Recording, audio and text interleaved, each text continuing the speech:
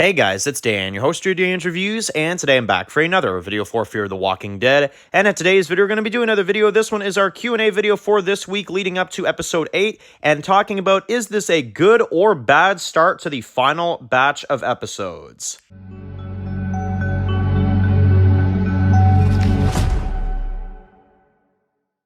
Alright guys, this one's going to be doing a review today. This one's going to be doing another video for Fear the Walking Dead. And in today's video, we're going to be doing our weekly Q&A video leading up to next week's episode of Fear the Walking Dead. This one's for episode 8. And we're going to go through some of your Q&A comments after the mid-season premiere of Fear. I'll go through some of your opinions on some of the stuff that we've been discussing over the last couple days for Fear the Walking Dead.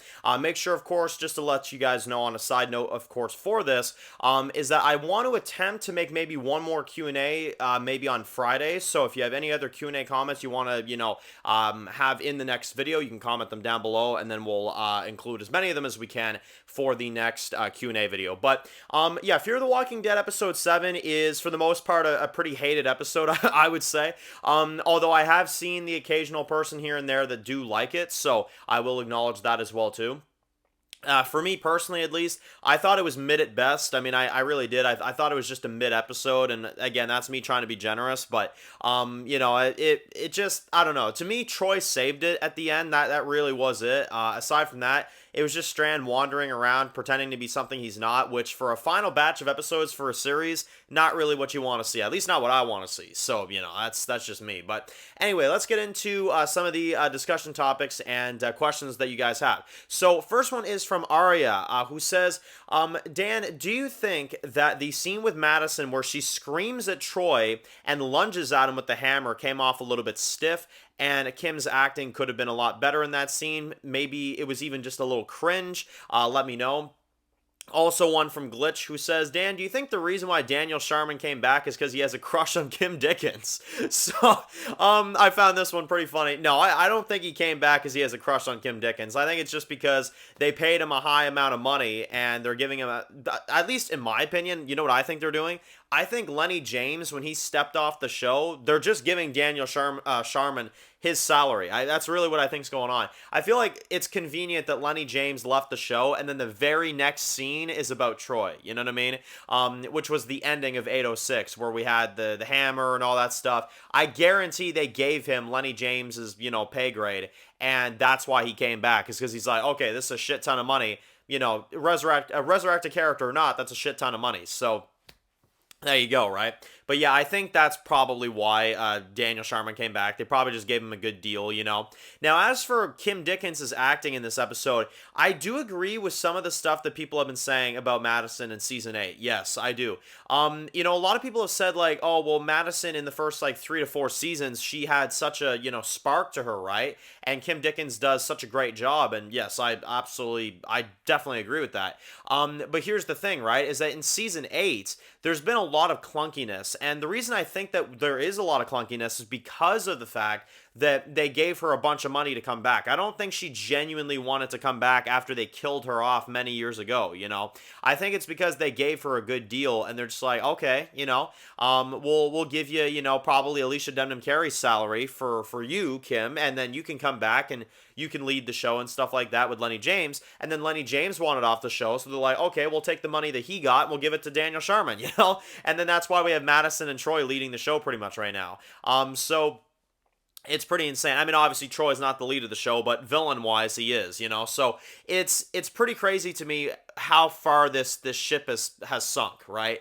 And it is kind of crazy to me that Madison would kind of freak out in that way. I think it's realistic for sure that she would lunge at him in that way. But I do agree that the acting has been a little bit stiff in Season 8. And I'm going to be honest, I don't blame Kim Dickens. I know a lot of people are going to say, like, oh, how dare her not perform as good of a performance as before? Well, when you're given a shitty script, I'm sorry, but I would not be all that immersed either, You're dealing with a resurrected character that is literally trying to attack you again all these years, and it's just like, the script for Fear has been so odd and has been so out there that I completely understand. I completely understand why Kim Dickens' acting is kind of stiff and why it's not as good as usual, is because they're not giving her good scripts. I mean, think about it. She's waking up and passing out all episode, episode 7, And a lot of the other episodes she spends making up for her capturing kids. Like, this is not Madison. This is not what her character is all about. So I get it. I really do. I get why her acting is kind of stiff in this season, and frankly, I don't blame her, to be honest. Next one comes from Bam Bam, who says that, Dan, are you serious right now? Did they really kill all those characters off screen on the rafts, including Sarah, Wendell, stuff like that? They go into how, low the show is sunk and how beyond bad that is that they would kill those characters off screen.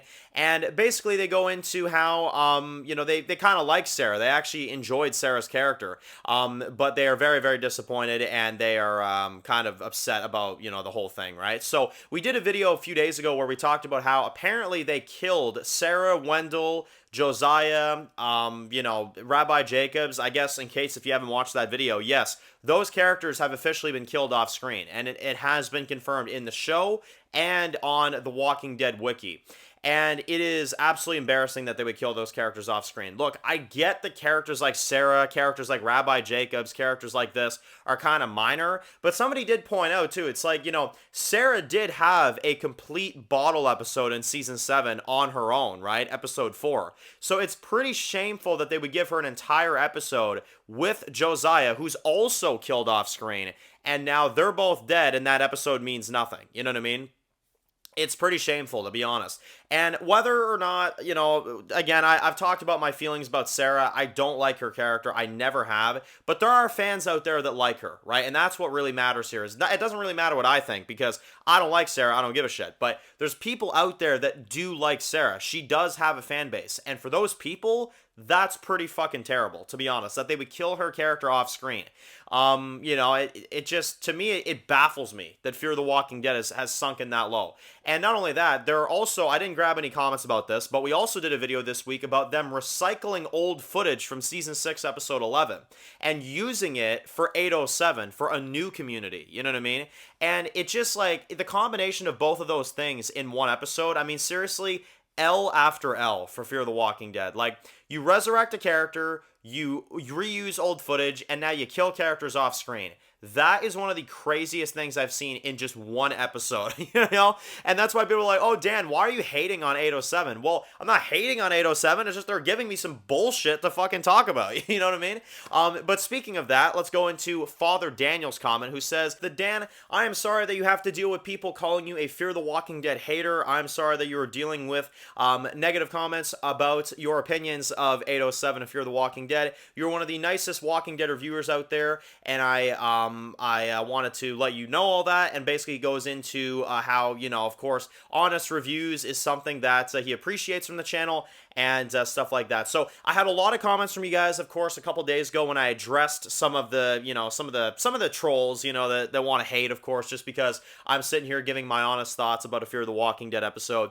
And I mean, literally 95% of you guys know how I operate, you know what I mean? There's just these newbies around here that think that they know better just because I didn't like episode 7 of Fear the Walking Dead. It's just like, oh my god, you're a Fear hater. That's all you're doing. You're just here to hate on Fear the Walking Dead. When in reality, I'm giving my honest critiques and I'm giving my honest thoughts. And I actually still complimented things about the episode too, you know what I mean? So here's the thing with doing reviews, and I guess if anybody's out there and they're I've been in this position before 7 years ago where before I started the channel, I would want to start, reviewing stuff. So if there's anybody out there that is interested in making a review channel, or if there's anybody out there that's interested in doing the stuff that we do around here, one of the biggest things I can tell you in terms of advice that I could give anybody out there is that, you can't please everybody. Some people are going to just hate on you just because they don't like you. You know what I mean? And that's the thing. Although, here's the thing about it, right, is that critiquing a TV series is something that, is important, because Daryl Dixon, for example, that finale for season 1, I gave that a 10 out of 10. And I remember some people were like, Dan, you're way too positive about Daryl Dixon. You're way too nice about that show. And then I kind of critique Fear the Walking Dead and I give it like a 5 out of 10. And people are like, Dan, you're too mean to Fear the Walking Dead. So you see what I mean? Like, it's like you can't please everybody, right? But I appreciate everybody that, of course, enjoys the videos for what they are, even if you disagree with the opinions. Everybody's allowed to have their own opinions. I don't really think that needs to be said, but I'm going to say it anyway. you know, we all have our opinions. We can all respect each other's opinions, and that's the thing, right? If everybody just agreed on everything, if everybody just had the exact same opinions, everything would be boring. You know what I mean? This shit would be absolutely so dreadful. It's not even funny. So it makes for good conversation. It makes for, you know, good stuff. And for the people that want to sit there and say that I'm a hater on Fear the Walking Dead, well, then you go right fucking ahead. Because here's the thing, I will sit here and I will give my honest thoughts on what I think. And if Fear the Walking Dead provides a good episode, which I hope to God it does, I will give that episode credit when it happens. You know what I mean? And it has happened, but it hasn't happened for Fear in a long time where I can actually give an episode like a perfect rating. You know what I mean? But there's still a chance. There's still 5 episodes. So we'll have to see. But anyway, thought that was a great comment. Thank you very much, Father Daniel. The next one comes from the Big Bang Theory, who says that, Dan, what do you think about Charlie returning in Fear the Walking Dead Season 8? We know that she's going to be. What do you think is going to happen? And do you think Madison will forgive her for Nick?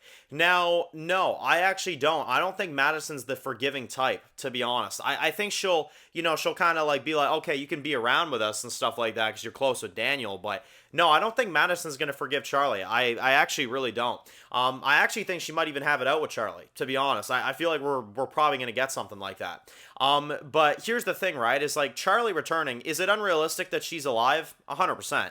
But, you know, it's going to be interesting to see what that conversation is with Madison, for sure, absolutely.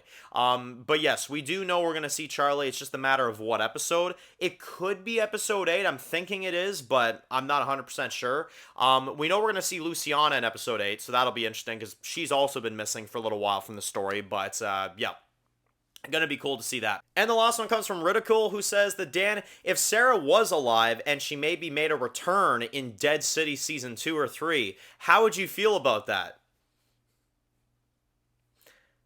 Yeah, I mean, do I have to say what I would think about that? I mean, seriously, if they know what's good for them, they keep that character dead. You know what I mean? Like I said, I understand that Sarah has her defenders. I get that. If you're a Sarah fan, have at it. You know, that's none of my business. But I don't like Sarah. If she even remotely came back in this franchise, I would be annoyed. So please don't keep her in this franchise. Please tell me that she is dead. According to the wiki, she's dead, so hopefully it'll remain. The reason why I say that is because Madison was, you know, classified dead for many years, and then she came back, same with Troy Otto, so, you know, you can never really tell with this show unless you actually see it on screen.